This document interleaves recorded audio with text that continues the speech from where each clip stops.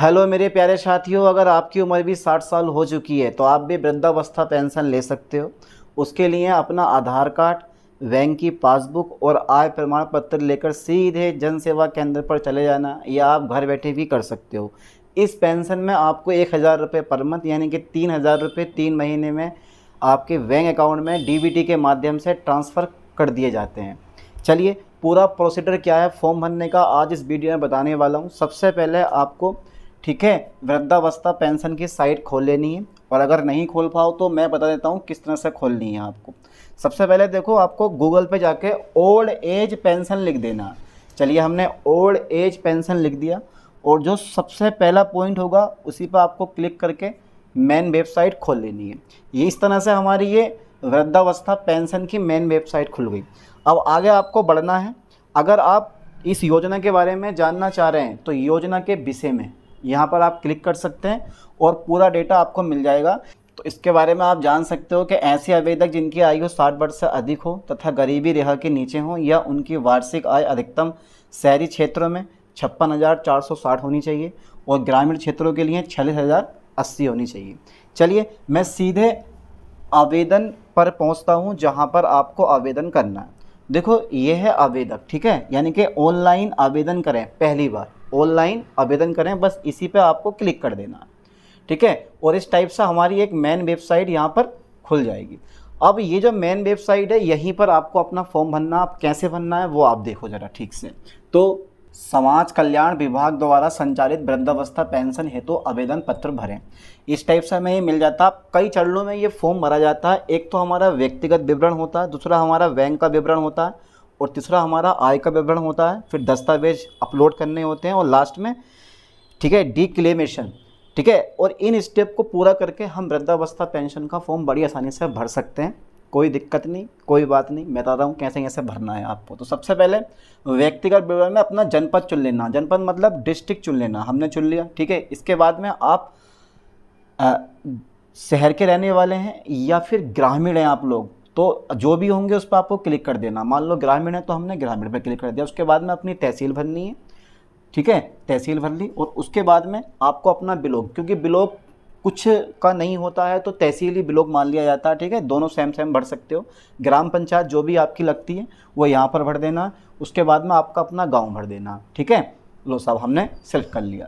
इसके बाद देखो, पूरा नाम भर देना है अपना, आवेदक का नाम जिस नाम से हो रहा हो, ठीक है। नाम जो आधार कार्ड पर अंकित हो, सबसे मेन पॉइंट है, जो आधार कार्ड पे अंकित हो वही नाम आपको भरना है। और इतनी सी भी मिस्टेक नहीं होनी चाहिए, क्योंकि अधिकांश मिस्टेक कर देते हैं जिसकी वजह से ये योजना का फ़ायदा नहीं उठा पाते। तो मैंने आधार कार्ड का नाम भर दिया है यहाँ पर, ठीक है, यानी कि आधार कार्ड के अकॉर्डिंग नाम भर दिया। उसके बाद अगर मेल हैं तो मेल चुनें, फीमेल हैं तो फीमेल चुन लें। उसके बाद अपनी जन्म तिथि ये देखो, ठीक है, यहाँ पे चुन ली है 11, जो जितनी भी आपकी डेट ऑफ बर्थ है वो आप चुन लो आधार कार्ड के अकॉर्डिंग। उसके बाद सीधे हम, अगर देखो आप मेल हैं तो अपने पिता का नाम डालें, और फीमेल हैं तो अपने पति का नाम डालें, ठीक है। इस तरह से मैंने यहाँ पे नाम ऐड कर दिया। उसके बाद अपनी कैटेगरी चुननी है। कैटेगरी बहुत ज़रूरी है, गलत कैटेगरी मत चुनना, ठीक है। तो अगर आप ओबीसी के हैं तो ओबीसी पे क्लिक कर दिया, या फिर कोई भी कास्ट के हैं वो डाल दो आप। अब अपना मोबाइल नंबर बिल्कुल सटीक सही मोबाइल नंबर डालना, क्योंकि OTP जाता है। तो यहाँ मैंने अपना मोबाइल नंबर डाल दिया, फिर यहाँ भी मैंने अपना मोबाइल नंबर डाल दिया, कन्फर्म मोबाइल नंबर, ठीक है। चलिए, उसके बाद देखते हैं मकान नंबर, जो भी आपका हाउस नंबर मिला हो, और हर गांव में क्या हर जगह मकान नंबर होते ही होता है, तो मैंने अपना मकान नंबर भी डाल दिया। फिर आप उत्तर के ये जो आपके पास मजरा है, पूर्वा है, जो भी आपका एरिया है, ठीक है, वो उत्तर में है या दक्षिण में है या पूरब में है, पश्चिम में है, कहीं में भी लिख दो। मान लो ये उत्तर में है, लिख दिया। अब निकटतम प्रसिद्ध स्थान का नाम जो आपके घर के पास में है, जिसको पूरा एरिया जानता है, उसका नाम आपको यहाँ लिख देना है। मान लो मंदिर हो सकती है, मस्जिद हो सकती है, या सरकारी स्कूल हो सकता है, सरकारी अस्पताल हो सकता है, वो यहाँ पर आपको डाल देना है ना। चलिए, इसके बाद में देखो अपना पूरा पता डाल देना आधार कार्ड के अकॉर्डिंग। आधार कार्ड में जो भी आपका पता वो डाल दो, विलेज डाल दो, पोस्ट डाल दो, तहसील डाल दो, डिस्ट्रिक्ट डाल दो, ठीक है, और अपना स्टेट डाल दो। वो यहाँ पे आपको लिख देना। देखो सब लिख दिया मैंने, विलेज लिख देना है, पोस्ट लिख देना है, ब्लॉक लिख देना है, ठीक है। उसके बाद में देखो कुछ नहीं है। अब बैंक का विवरण आ गया है, बहुत इंपॉर्टेंट पॉइंट है, क्योंकि इसी में आपकी पेंशन आने वाली है। और यहाँ मिस्टेक बिल्कुल मत करना। तो बैंक का नाम सेलेक्ट करें, जौन सी भी आपके पास बैंक है, यूपी ग्रामीण बैंक है या एक्सिस बैंक है, HDFC बैंक है, जो भी है, ठीक है। चलो ये चल लिया मैंने। फिर बैंक की शाखा किस में है का मतलब किस एरिया में बैंक है आपकी। उसके बाद में IFSC कोड बहुत ज़रूरी होता है, और फिर खाता संख्या आपको डाल देनी, यानी कि अकाउंट नंबर डाल देना। देखो अकाउंट नंबर का ऑप्शन 2 बार दिया गया, एक बार यहाँ पर है और एक बार यहाँ पर, ताकि आप गलत ना भर सकें। तो ज़्यादा नहीं, बस अपनी बैंक का नाम, शाखा का नाम और खाता संख्या भर दी मैंने, IFSC कोड भी भर दिया। उसके बाद देखो आय का विवरण। आय का विवरण ये रहा हमारा, तहसीलदार द्वारा प्रदत्त आय प्रमाण पत्र आवेदन संख्या, ये सबकी होती है, ठीक है। तो भर दिया आवेदन संख्या, ठीक है, और तहसीलदार द्वारा भी वही भर दिया, यानी कि यहाँ जो सर्टिफिकेट नंबर है ना, यहाँ ध्यान देना, तहसील द्वारा प्रदत्त आय प्रमाण पत्र आवेदन संख्या, ये बहुत ज़रूरी है। अगर गलत हो गई तो पेंशन नहीं आने वाली है, ठीक है, गलत हो गई तो पेंशन नहीं आने वाली है। तो यहाँ उसका जो एप्लीकेशन नंबर है वो डाल देना है, और यहाँ भी एप्लीकेशन नंबर है वो डाल देना है, ठीक है। उसके बाद सीधे आगे बढ़ते हैं। देखो फ़ोटो अपलोड कर देना, अपलोड रंगीन पासपोर्ट के आकार की फ़ोटो, अपना फ़ोटो अपलोड करना, ये ध्यान देना, अपना फ़ोटो अपलोड कर देना है। यहाँ पर देखो अपलोड रंगीन पासपोर्ट के आकार की फ़ोटो, तो नो फाइल चौसर पे नहीं जाना, चौस फाइल पे चले जाओ आप, और चौस फाइल पे जाने के बाद यहाँ से सेलेक्ट करो, फिर आयु प्रमाण का प्रकार, आयु प्रमाण का प्रकार, यानी कि अपलोड जन्म तिथि, आयु प्रमाण का प्रकार।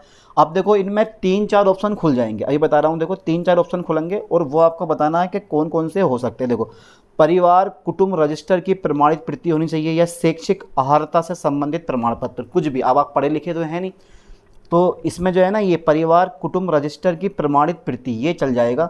और अगर आप पढ़े लिखे हैं तो यहाँ पर ये भी आप अपने हाई स्कूल या फिर 12th क्लास की मार्कशीट लगा सकते हैं, ठीक है। वरना तो यही होता है, परिवार कुटुंब रजिस्टर की प्रमाणित प्रति आपको अपलोड कर देनी है, ठीक है। प्रमाणित प्रति शैक्षिक अर्हता संबंधित है, ठीक है। यहाँ पे अपना जो है चॉइस फाइल में चुन लेना है, ठीक है। Okay okay. उसके बाद दोनों सेलेक्ट करने के बाद फिर हमारा आ गया डिक्लेरेशन, मैं घोषणा करता हूँ या करती हूँ, जो भी है। उसके बाद में अपना पूरा पढ़ लो, इसको कोई दिक्कत नहीं है। पेंशन आर्थिक लाभ प्राप्त नहीं कर रहा हूँ, मेरे द्वारा दी गई उपरोक्त समस्त जानकारियाँ पूर्णतः सत्य हैं तथा किसी भी पाए जाने में, अरे पूरा पढ़ लो, कोई दिक्कत नहीं है। उसके बाद अपना कैप्चा कोड यहाँ पे डाल दो, ठीक है। ये जो हमारा कैप्चा कोड है ना 73565, इस कैप्चा कोड को उठा के यहाँ भर देना है, ठीक है। और यहाँ भरने के बाद आपको क्या कर देना है, सबमिट कर देना है, ठीक है। लो मैंने सबमिट कर दिया। उसके बाद में जो है हमारा एक पंजीकरण संख्या आपको मिल गई, ठीक है। देखो वृद्धावस्था पेंशन पंजीकरण फॉर्म सफलतापूर्वक भरा जा चुका है, आपका पंजीकरण संख्या है। तो ये पंजीकरण संख्या ये बदल कर दी गई है, दिखाया नहीं जाता है इस चीज़ को, ऐसे ही आपकी भी पंजीकरण संख्या खुल जाएगी। सारा काम अभी आपका हुआ नहीं है, ये मत सोचो कि सारा काम अभी आपका हो गया। अब थोड़ी देर में 2 स्टेप और खुलने वाले हैं, और पूरा जो आपका पूरा जो फॉर्म है वो आपका सबमिट हो जाएगा। चलिए आप देखो, ये तुम देख रहे हो ना, कृपया आवेदन की स्थिति के लिए यहाँ क्लिक करके लॉगिन करें। बस अब इस पंजीकरण संख्या से यहाँ पर हमें क्लिक करना है और लॉगिन कर देना है। इतने सिंपल स्टेप के थ्रू आपने बड़ी आसानी से ये फॉर्म भर दिया। चलो मैंने क्लिक करा, उसके बाद में सिलेक्ट पेंशन स्कीम, क्योंकि हमारी ओल्ड एज पेंशन है। अब जो तुम्हें पंजीकरण संख्या मिली है वो आपको यहाँ पर डाल देनी है, ठीक है। और कैप्चा कोड भर देना है, एक आपके मोबाइल नंबर पर OTP जाएगा, और इस तरह से आपका पूरा फॉर्म खुल जाएगा, ठीक है। खुल गया। अब इसमें क्या देखो, प्री रजिस्ट्रेशन ID है, आपकी एप्लीकेशन का नाम है, रजिस्टर्ड मोबाइल नंबर है, और पेंशन स्कीम है ओल्ड एज पेंशन, ये ध्यान देना है आपको, ठीक है। ये सब कुछ हो गया। अब हमारा क्या है, आवेदन की स्थिति। स्टेप फर्स्ट एप्लीकेशन फॉर्म भर चुका है, लेकिन स्टेप सेकंड अभी पूरा नहीं हुआ है। अब हमें स्टेप सेकंड पर ही क्लिक कर देना है। अब जब स्टेप सेकंड पर आप जाओगे तो आपका पूरा विवरण यहाँ पर खुल जाएगा, जो आपने भरा है। अगर कुछ गलत है तो आप उसको सही कर सकते हो, ठीक है। अगर फाइल मान लो आपका फ़ोटो नहीं सिलेक्ट हुआ है, या फिर नहीं जो है इसमें अपलोड हुआ है, तो आप दोबारा भी कर सकते हो, वरना कोई दिक्कत नहीं है, ठीक है। इस तरह से आपका पूरा विवरण खुल जाएगा, बैंक का अजी हर चीज़ का खुल जाएगा। ये फाइनल सबमिट, अब लास्ट में जो है फाइनल सबमिट हो जाएगा, ध्यान देना। इसके बाद में आप कोई भी सुधार नहीं कर सकते हो। अगर कोई गलती हो गई है तो यहाँ से आप सुधार सकते हो, जैसे IFSC कोड में, बैंक अकाउंट नंबर में, या कहीं भी कोई गलती हो गई है, ठीक है, आप सुधार सकते हो। देखो फाइल वगैरह ये है हमारे पास, सब कुछ शो हो जाएगा जो आपने भरा। उसके बाद कैप्चा कोड डाल के ओके कर दो, और सेकंड स्टेप हमारा कंप्लीट हो चुका है, ठीक है। Application final logged. अब इसके बाद आप संशोधन नहीं कर सकते आप फॉर्म में, ये लॉग्ड हो गया हमारा, ठीक है। आपने सब कुछ चेक कर लिया है, ठीक है, इस तरह से। अब जो थर्ड नंबर है हमारा, थर्ड नंबर पे देखो, थर्ड नंबर पे आपका आधार वेरिफिकेशन होता है। तो जब थर्ड नंबर पे हमने क्लिक करा तो यहाँ पर हमारा सारा डेटा खुल गया है। उसके बाद में देखो आवेदक का नाम यहाँ आ जाएगा, आधार कार्ड नंबर आपको डाल देना है, आपको लिंक सेलेक्ट कर लेना है, बाकी ये आपका डेटा खुल ही जाएगा, ठीक है, कोई दिक्कत नहीं है। देखो यहाँ पर देखो लिंक हमने चुन लिया है, आधार सत्यापन प्रयास की संख्या, ठीक है, अभी 0 है, कोई दिक्कत नहीं, हमने 2-3 बार नहीं करी है, एक ही बार करी है। बाकी अपना यहाँ पे आधार नंबर की मतलब ये कैप्चा कोड डाल के और क्लिक फॉर आधार ऑथेंटिकेशन पर चले जाना, ओके कर देना, ठीक है। लो हमारा अब फाइनल सबमिट हो जाएगा। तो ये आधार वेरिफिकेशन होता है। देखते हैं तीसरा स्टेप भी हमारा कंप्लीट होता है या नहीं होता है। Okay okay okay okay okay okay okay हाँ, तो अभी देखो प्रोसेस्ड फॉर यानी कि आवेदक का नाम, आधार कार्ड नंबर, लिंक, आधार सत्यापन कुछ नहीं है हमारा, कोई बात नहीं है, 0 ही है। और हमने क्लिक करा और प्रोसेस्ड फॉर फाइनल प्रिंट कर दिया। और अब तीसरा स्टेप भी हमारा क्या हो गया, कंप्लीट हो गया। अब आके आपका पूरा फॉर्म कंप्लीट हो चुका है, अब कोई दिक्कत नहीं है। देखो यहाँ पर स्टेप थर्ड भी हमारा पूरा हो चुका है, ठीक है, ठीक है। अब उसके बाद आपको ना यहाँ पर जाना है, देखो प्रिंट एप्लीकेशन पर, ठीक है। अब प्रिंट एप्लीकेशन पर जाने के बाद आप पूरा फॉर्म अपना प्रिंट कर सकते हो। थोड़ा समय लगता है, ठीक है, क्योंकि अभी प्रिंट फाइनल सबमिट हुआ है तो थोड़ा समय लग सकता है इस साइट को खुलने में।